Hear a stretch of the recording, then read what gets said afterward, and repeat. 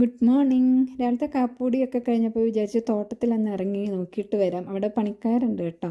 ഒരാഴ്ച മഴയൊക്കെ ആയതുകൊണ്ട് നമ്മൾ തോട്ടത്തിലോട്ടൊന്നും ആരും ഇറങ്ങിയിട്ടുണ്ടായിരുന്നില്ല.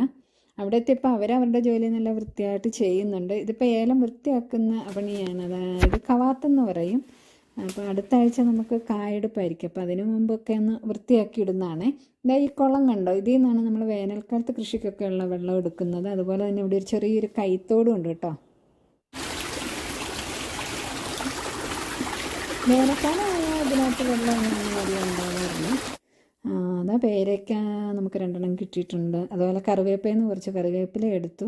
നമ്മൾ പറമ്പിലൊക്കെ കയറി ഇറങ്ങി വരുമ്പോൾ ഇങ്ങനെയാണ് കേട്ടോ, എന്തെങ്കിലുമൊക്കെ നമുക്ക് പറമ്പിൽ നിന്ന് കിട്ടാറുണ്ട്. മാമ്പഴത്തിൻ്റെ കാലമാണ്, നിറയെ മാമ്പഴം ഉണ്ടാവും. പിന്നെ ചിലപ്പോൾ തേങ്ങ കിട്ടാറുണ്ട്. എന്തായാലും പറമ്പിലൊന്ന് കയറി ഇറങ്ങി വരുമ്പോഴത്തേനും മനസ്സിനൊക്കെ ഒരു ഉന്മേഷവും ശരീരത്തിനും മനസ്സിനും നല്ലൊരു ഉന്മേഷമൊക്കെ കിട്ടും. ഒരു എക്സസൈസ് ചെയ്ത ഒരു പ്രതീതിയാണ് കേട്ടോ.